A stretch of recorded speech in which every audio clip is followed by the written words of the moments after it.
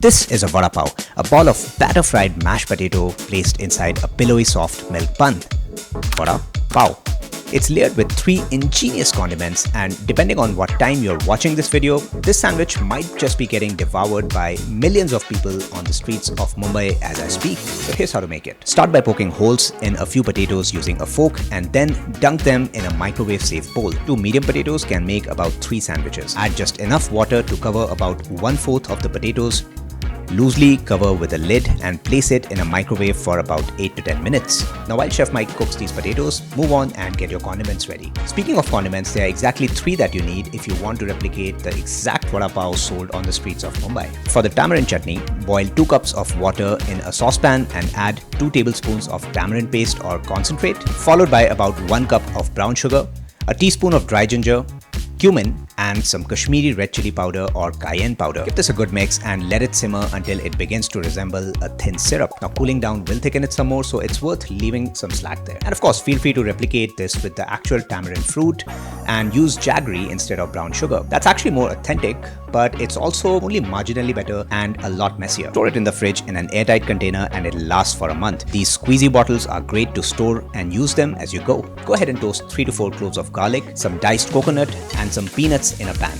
Move them to a grinding jar and add some Kashmiri red chili powder and blitz it until you get a coarse mix like this. This dry garlic chutney is the second condiment and probably one of the most desired ones that goes in a Vada Pav. Next up, you want to take 2 handsful of coriander leaves or cilantro and 1 handful of mint leaves. Dunk them in the same unwashed blending jar you made the garlic chutney in. Add some salt, 2 cloves of garlic, and optionally some diced or desiccated coconut. Run it on the lowest speed, slowly adding some oil from the top as you grind it to a paste. Slowly adding oil while blending emulsifies the chutney, improves the texture, and gets rid of the bite that you get from otherwise crushed herbs. In the end, you'll have this lush green coriander and mint chutney, and you want to squeeze in half a lime to finish it up. Now, depending on how efficiently you move, these condiments are ready in about the same time as it would take the potatoes to cook in the microwave and then cool down a notch so you can handle them. Take the peel off of the potatoes, and using a peeler is incredibly useful even for cooked potatoes. Place them back in the bowl and roughly mash them up with the back of a fork. Next, you're going to season the potatoes with some spices and batter fry them later. For seasoning, heat up some oil in a pan,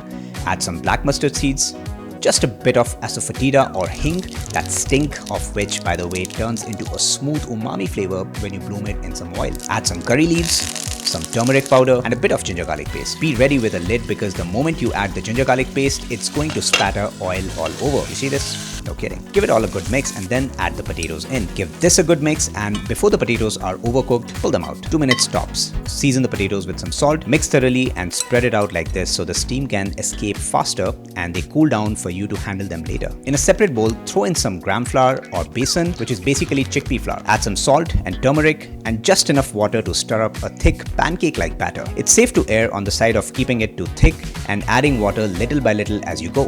In case your batter turns thinner, you can add more gram flour, but don't forget to also adjust it for salt. Now at this time, your potato mix should be cool enough to handle, so go ahead and make round potato balls about the size of your bun, which is really a milk bun or a dinner roll called a pav here in India. Stack these up on a wire rack and they're good to go. Heat a good amount of oil in a pan for deep frying, about 370 Fahrenheit or 160 degrees Celsius. I'm using rice bran oil. You can use any neutral oil. Once the oil is hot, lower the heat, dunk the potato balls in the batter, swirl them around with your hand, and then lay them gently in the oil, dripping some extra batter on top to fill up the dents your fingers would have made on the coating. After a couple of minutes, move these fritters carefully with a wire mesh so all the sides can get an even fry. When they're done, pull them out and rest them on a wire rack to cool. Oh, and if you take the batter and drizzle it roughly across the oil, it makes these amazing crispy bits people fight for. You can even add these to your sandwich for some extra crisp. Now you've got to rest these fritters for at least 5 to 10 minutes before you can assemble the sandwich. The best-selling Vada Pavs on the streets of Mumbai have this distinct characteristic that they only get after a while of resting. Now to assemble, slice open a pav or any soft dinner roll, leaving a hinge at the back. Generously apply the green chutney on one side and drizzle a good load of that tamarind chutney on the other. Top the green side with some of that dry garlic chutney and then place the potato ball or the vada on top. Give it a gentle press and place the blistered chili on top and then close the sandwich. And there you have it. That's Vada Pav, the #1 sandwich you can eat when you're in Mumbai.